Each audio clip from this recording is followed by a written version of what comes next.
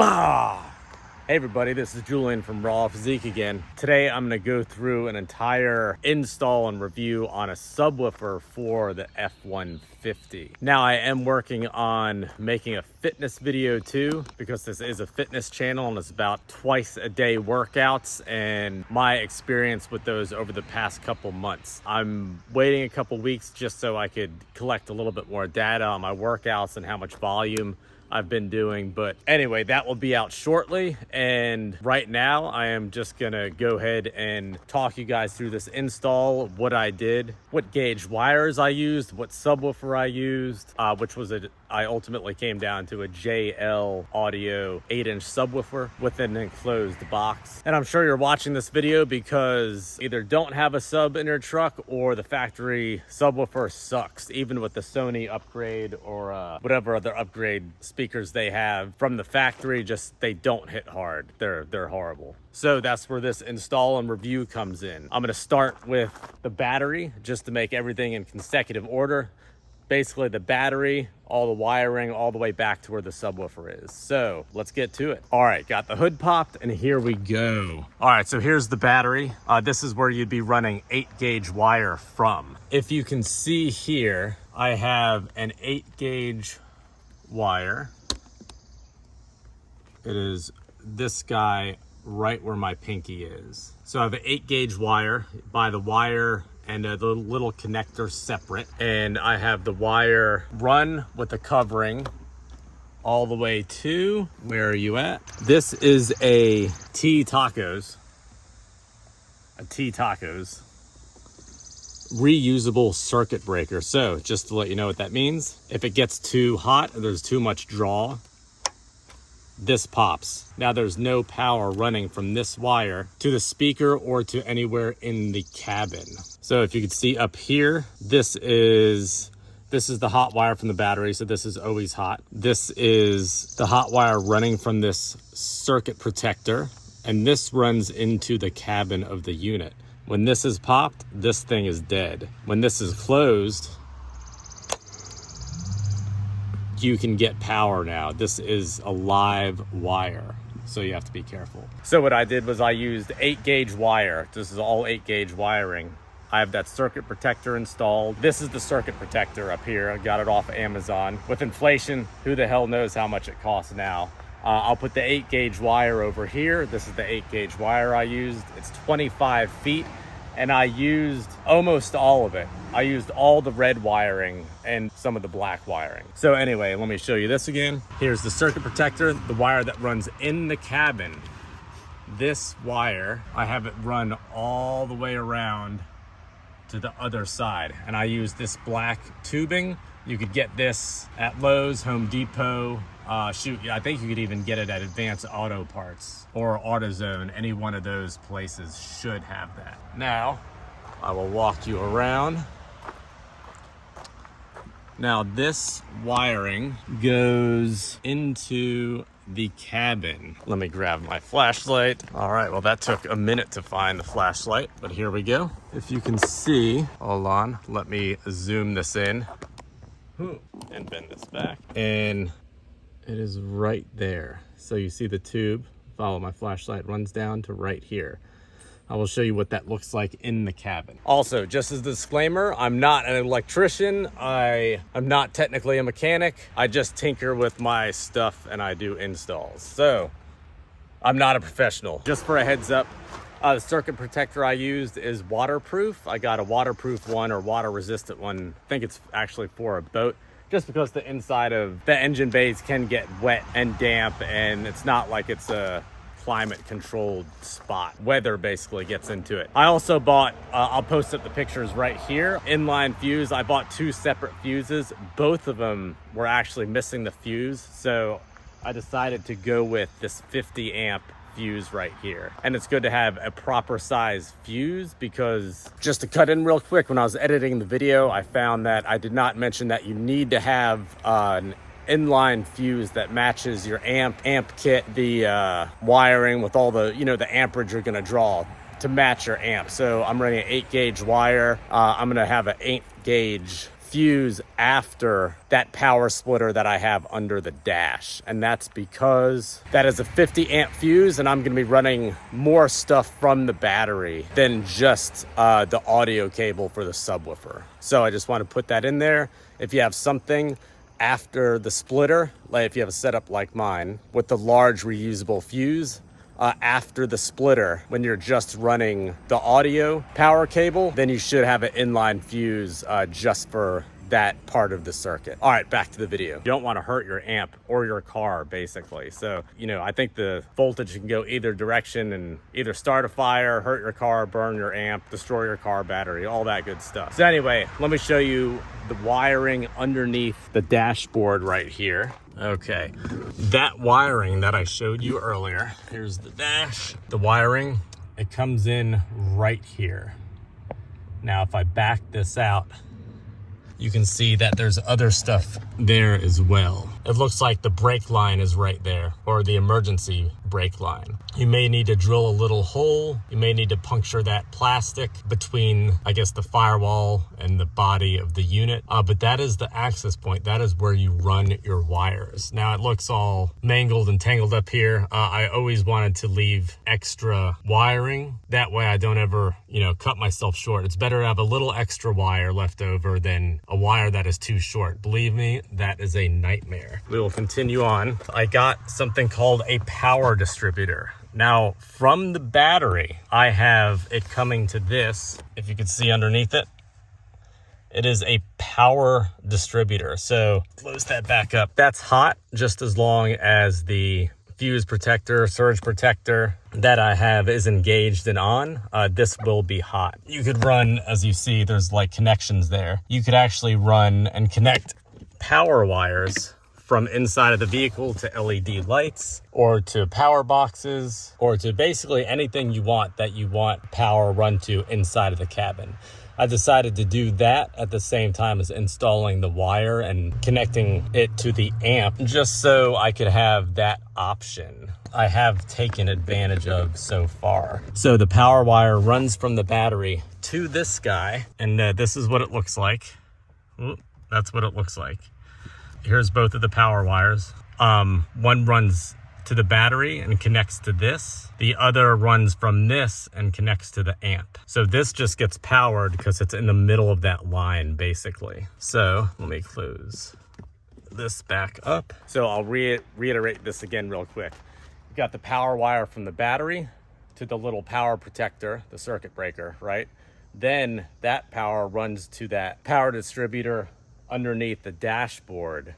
But the power distributor is just a connection between the 8-gauge power wire and the other 8-gauge power wire running to the subwoofer or the amp. The power distributor is basically just to tap into that power that you're running through the vehicle to run other accessories on, LEDs and whatnot. So real quick, just to show you what I mean. So I actually, this is how you take this down. I have two switches right here. I will post these in the corner. The ones I used got multiple colors just so I could do whatever. So if you pull this down, you have to be careful, but you can pull it down, if you can see, and it feels weird every time you do it. So anyway, you pull this down, this is what I did. I have power wires and all that good stuff running from that distributor block to these guys. So if you see, let me just put this back up. Okay, so for one example, boom, turn that on and voila, LED light on the front of the unit. And then focus, you could just turn it off. So you could hook up any type of lights, anything like that inside of your truck from that power distributor. Distribution block, I think, is the technical term for it. So while I'm up here on the front of the unit, on the front of the truck, showing you guys these switches, I also, my amp / subwoofer has a bass control. I drilled a little hole here and I put the bass control, the adjustment, below the steering wheel. You can see I wanted to be able to control the bass. It's really annoying going through the head unit and doing it. And if you wanted, you know, some punchy bass real fast, or, you know, to turn the bass lower, if, you know, it's bothering people in the car or anything like that, these are awesome. And that's why I got it. So I got the JL Audio one from JL Audio. I'm pretty sure they're pretty much all the same. They run off of something that looks like a phone wire from, like, you know, when people actually had landlines and stuff like that. Oh God, let me take this down so I can show you what it looks like on this side. All right. Oh, this is what it looks like. There we go. That is the underside of it. So you drill a little hole, you put that through, and then you screw down where the knob is located. You screw down a little fastener that holds it to this piece of plastic. So this is the full part right here, and then here it is an extension wire I got. I use zip ties to hold all this together, so it's just not flopping around. There's like metal. Oh, hold on. Okay, I had to let that pass.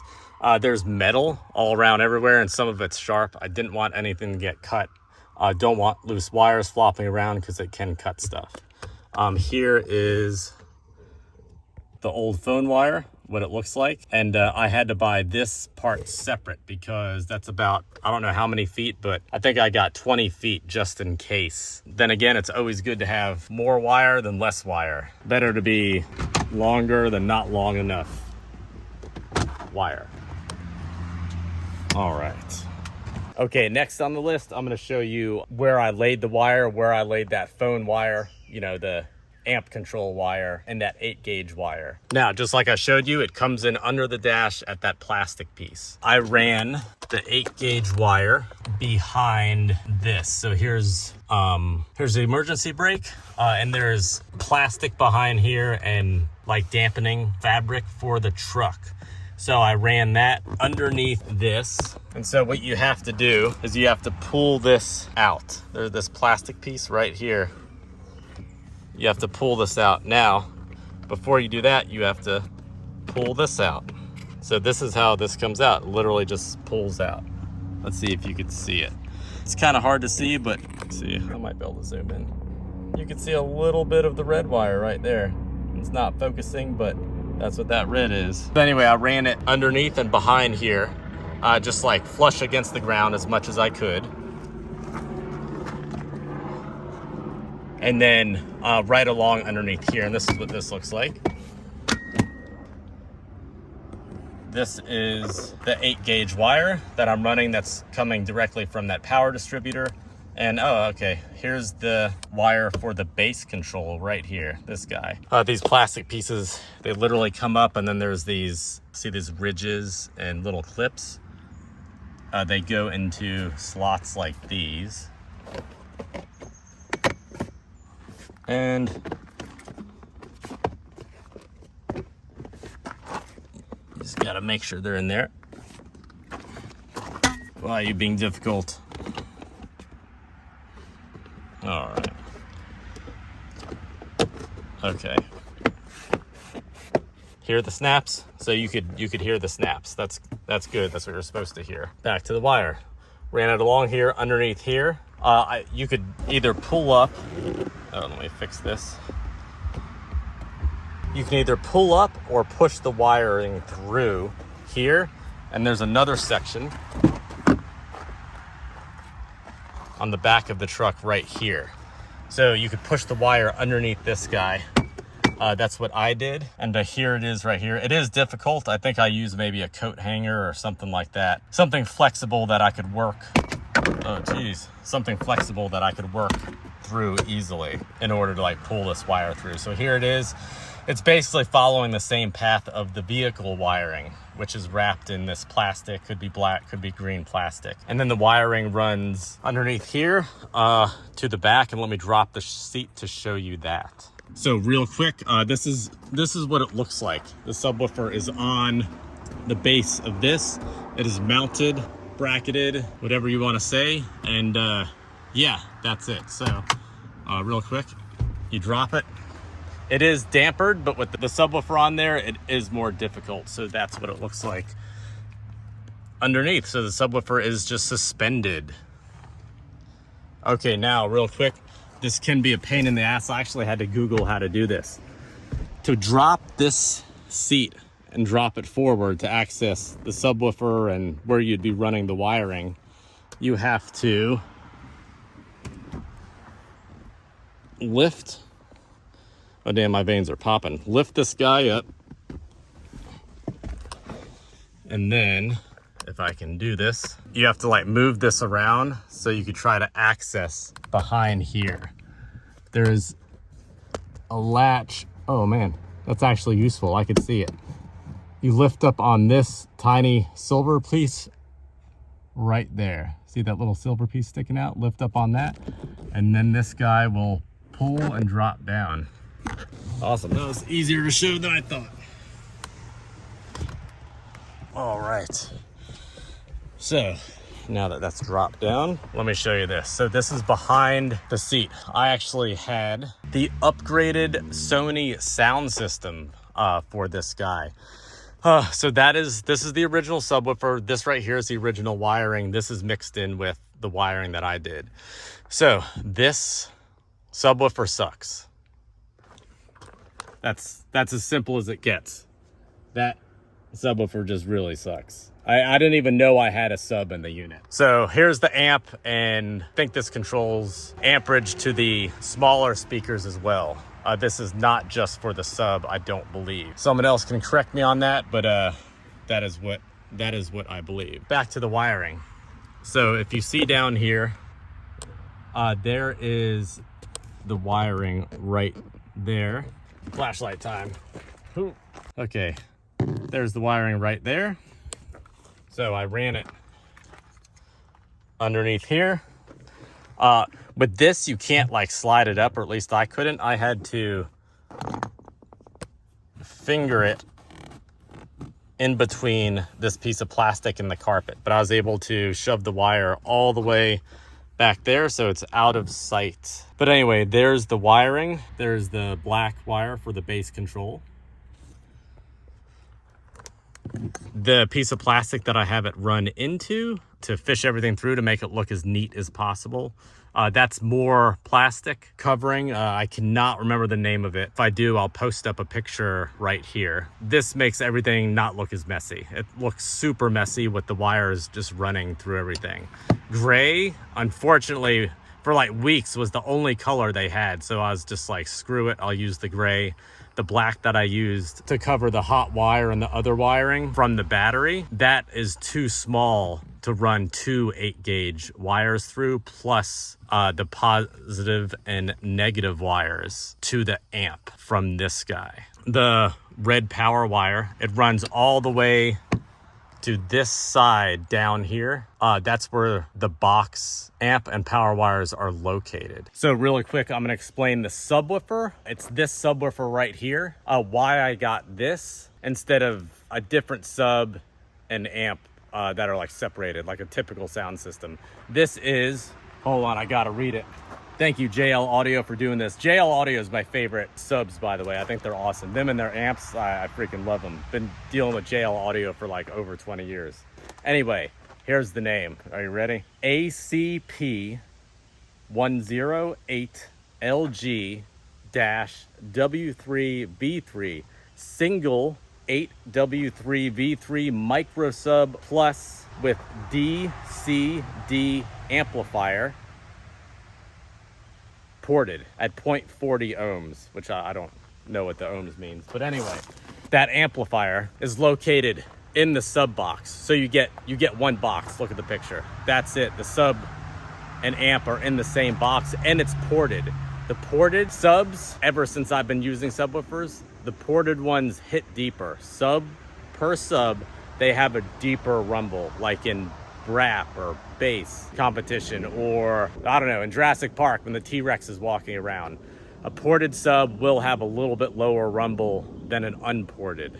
Another real quick thing, it was a toss-up between the 8-inch ported and the 10-inch non-ported. Both come pre-amplified with the amplifier in the box, and they're both around the same size, so you could actually use either one of the speakers for this install I did. Now, that being said, I believe there's like a little bit more punch with the 10-inch subwoofer inside of the ported box. The 8-inch that's ported will not have that, but it will hit a little deeper even though the 10 is larger, and it's because of that ported box. So regardless of which one you get, they will be better than this piece of shit right here. That box will not fit back here. People have done mods before. They'll like put a little amplifier here to either boost that guy, or they'll put a little amplifier here and mod this slightly and put in another 8-inch. I didn't want to deal with that. It seemed pretty crazy.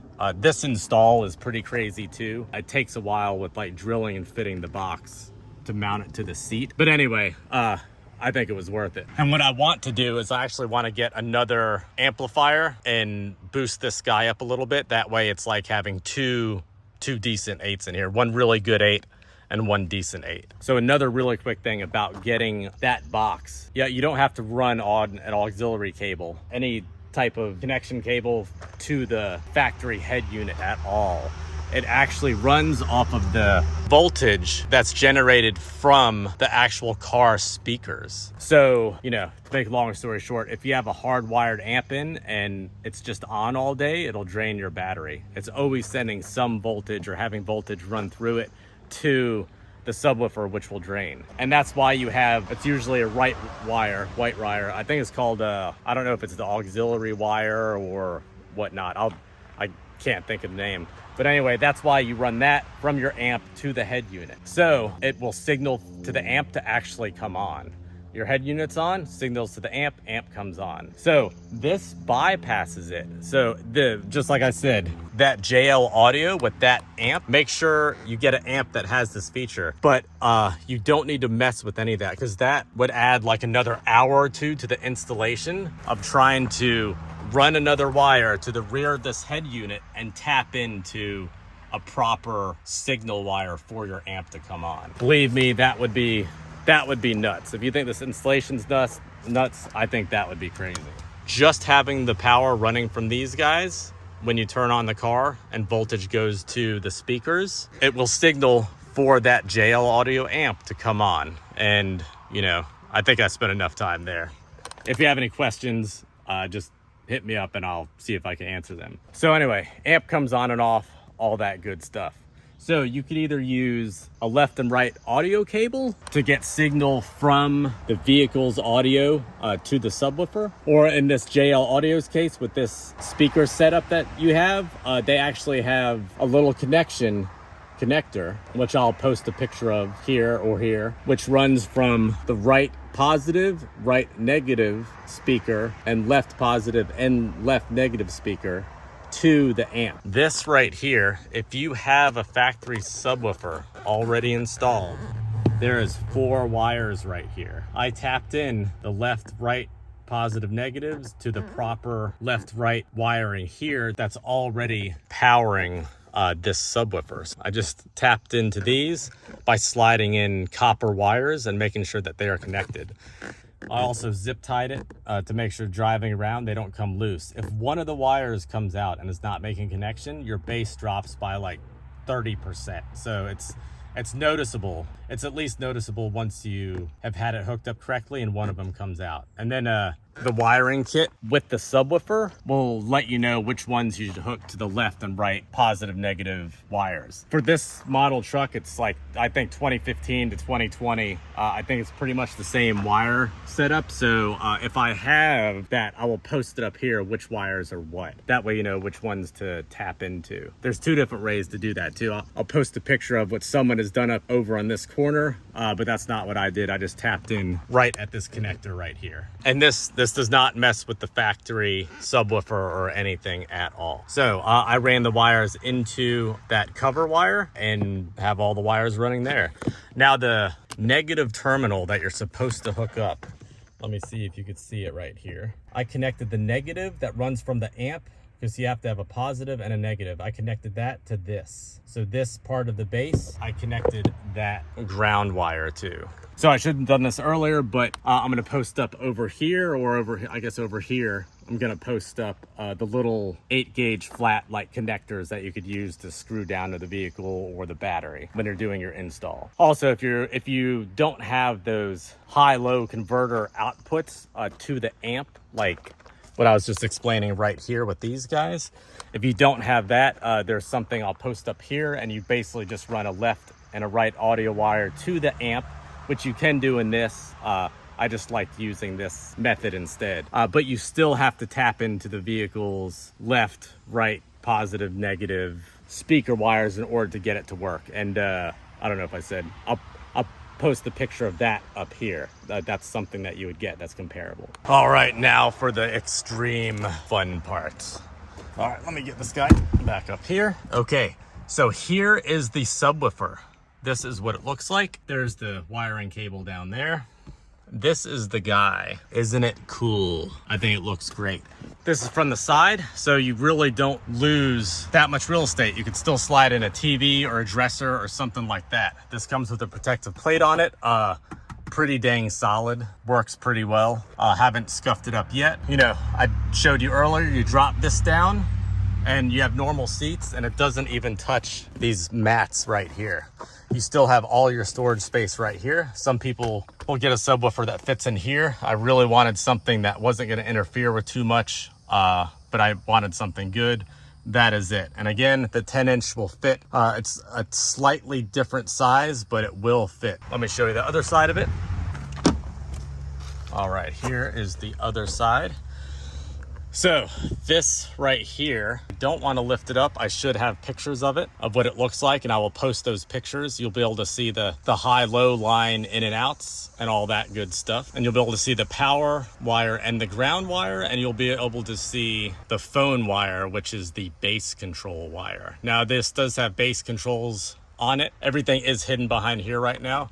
This is just a little piece not speaker wire, of like speaker box fabric that pretty much matched this. I didn't want all the wires showing, so I installed this to make it look a little bit more clean, and I think it does the job pretty well. These are the actual screws that hold on the plastic piece that you'll see pictures of in the corner with all the wires while they're still exposed.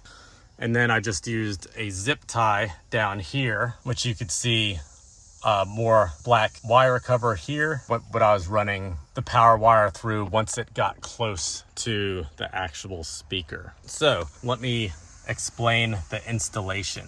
So these zippers right here, you can zip this, which you have to do, zip it all the way up here. Let me go around the other side. And here's the other side, underneath here. You just take it and unzip it all the way up to here. Now you could flip this up, this fabric, you could flip up. This can come off. I didn't want to mess with it, so I just held the flaps of fabric up here on both sides. That way I could measure and access the bolt mounts for this guy. All right, I'm gonna walk you through with what I did with pictures of how I did this install. So first off, I got hardware. I used 3/8" nuts and bolts. I think they were and lock washers. I'm pretty sure I got 1.5 inch, 3/4, and 2-inch bolts to see which ones fit better. I think I ended up using lengthwise the 1 3/4 bolts. So you get that along with large washers. That way there's a washer on the inside of the subwoofer and a washer behind the subwoofer holding on to the brackets of the vehicle's seat, which I will show you in a second. So right here, here's the speaker. There are 8 screws, Phillips head screws, holding on the subwoofer speaker. So you undo those and you lightly lift the subwoofer out of the box. Now you see right here, there's a red and a black wire. That's the positive, negative. It connects to the bottom of the subwoofer, and you go ahead and unclip those and you remove the subwoofer completely. So the inside of the box looks like this. Now this, if you look down, you see those are the washers I got. That's how big the washers are, and that's the size you should get. You can probably go a little smaller. I went larger because in the case of an accident, I believe it'd be less likely to fly or pull through the wood if you have a larger washer. Now that being said, if you get washers too big, then they'll cover up that wooden spot. You see how there's the black, and I have the washers on the black, and then there's that central circle. That's the wood. That's where the bottom of the speaker sits. If there's any washers right there, the speaker won't shut correctly. It won't close around the speaker box, and it needs to be, you know, as airtight as possible. You cannot have anything inside of that wooden circle. And that being said, you don't want the bolts too long either, because they will also either poke the bottom of the speaker or not fit correctly if they're too long, because the speaker literally sits very close to those bolts. So anyway, you undo the speaker, that's what you see. If you lift up the back carpeting on the bottom of the seat, like I said, this is what it looks like. Now to the left, I already have some of those like bolts running through. So they're poking out, those aren't there. They look like the one to the right, where you could see several different holes right there. But that's what's gonna be holding up the speaker. Now you have to mount it to the one on the left there, where I have the bolts coming through, because on the right, the little flap that drops the seat down, that is in the way, unfortunately. Because otherwise you could stick like, I would have stuck a much bigger speaker in here. I had 15s in my Honda. 15-inch are my favorite subwoofers. So this was definitely a sacrifice for me, but it still sounds good, and I am happy with it. Anyway, here's another picture. That's a close-up. Those 4 bolts right there that you see poking out of the left mount for the seat, that is where the speaker's gonna sit, and the holes that you drill in the back of the speaker box will take those screws, and that's where you're gonna mount the speaker box to. Now, just for another disclaimer, if you buy this subwoofer and you drill holes in the box, there's no returning it. You're like literally screwed. So be careful, make sure you do the measurements right and everything. And I'll try to give my experience as much as I can, but if it ends up getting too screwed up, then there's no returning it. You'll have to like build another box or whatever it is. I'm sure it will be fixable, but just wanted to let you know. Okay, so back to the subwoofer. So what I did to make sure I didn't get in the way of the magnet on the subwoofer, on the speaker itself, is if you see, I'll zoom in, I placed these roughly in the same area as accurately as I could as the bolts protruding from the bottom of the seat. As you can see, 2 upper ones are a little bit spread apart. That's the way the seat is. And then there's the 2 lower ones are a little close together. So I put them as close as I could to that circle without getting inside or over that wooden spot that would hit the speaker's magnet. So I drew, or actually I think I screwed a little marking spot after placing these where I thought they would fit. I did a little drill there in order to mark their location.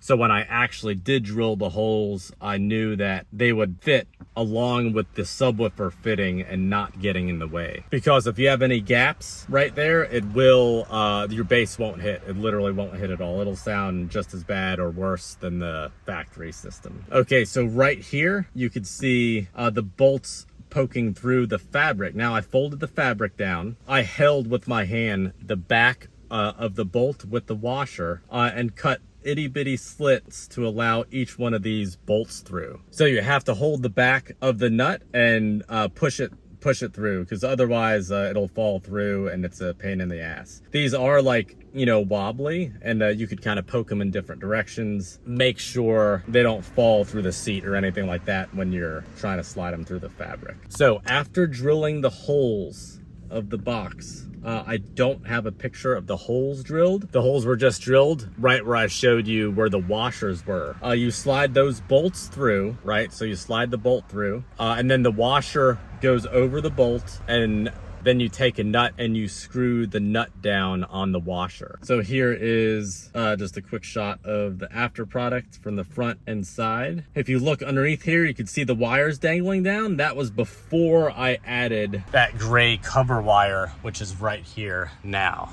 Let me explain this real quick. So when you're doing the like when you have this out, right? So the subwoofer's out and you just have the box, like I said, you'll have those 4 bolts poking through, right? When you start screwing the washers on there, the whole bolt's gonna turn. It's not gonna just allow you to screw the washer down super tight, because it'll just start turning the whole bolt. And the mounts in the back that mount to the metal pieces behind here, it'll just slide. So what you have to do is take something like this, and if you hold the top of the bolt while you're turning it with a wrench, then you could screw the bolt all the way down to the base of the unit and make it tight like this. It has to be tight. If any of the bolts aren't really tight or have any give or play, you'll actually hear it. They'll vibrate. So they all have to be tight. Now I tighten them, you know, just by hand. Didn't use an impact drive or anything like that. You have to kind of feel it out. If you tighten them too tight or have one pulling really hard and the other's not, there's a small possibility of damaging your box or it ripping through the box, because this is just like some type of particle board, whatever they use for boxes. It's not like a hard piece of oak. This is literally like particle board stuff. So tightening it too much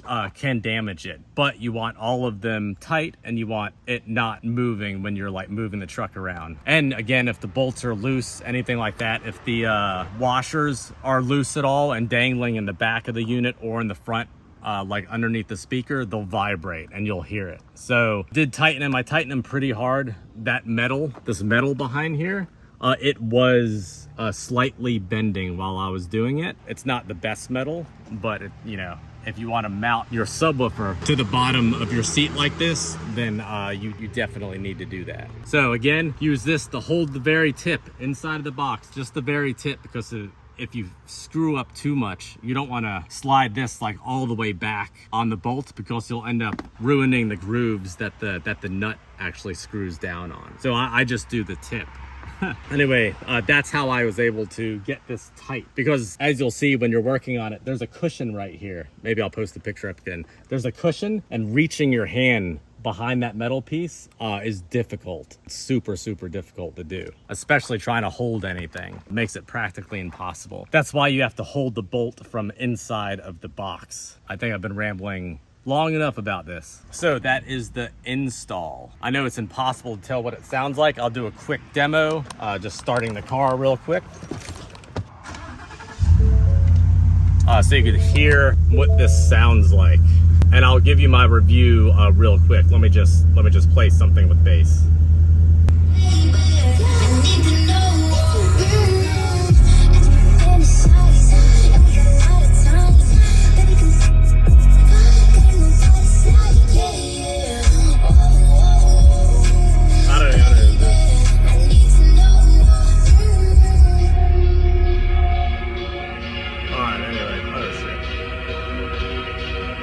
Okay, anyway, yeah, so that's what it sounds like. I think it sounds pretty good. Didn't want to play music too long, didn't want to get hit by some type of copyright or bullshit like that.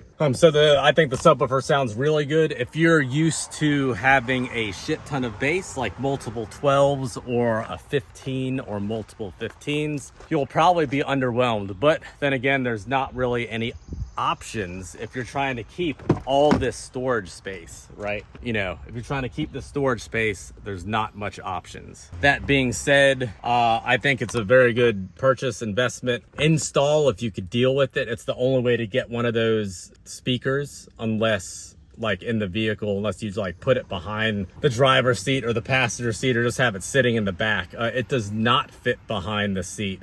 There's hardly anything that fits behind the seats. And so, yeah, you're kind of stuck with whatever there is, or if you do a strange install like this. So if you have any questions or comments, oh, damn, it's hot. Woo. If you have any questions if you have any questions about the install, comments, anything like that, just leave a comment down below and I will try to get to you, try to answer that question if needed. If you want any workout videos, any other installs, which I will be doing on this truck a lot, it seems like please subscribe over here, and check out some of my other videos over here. All right, y'all, it's a hot one out. That's it for today. Peace.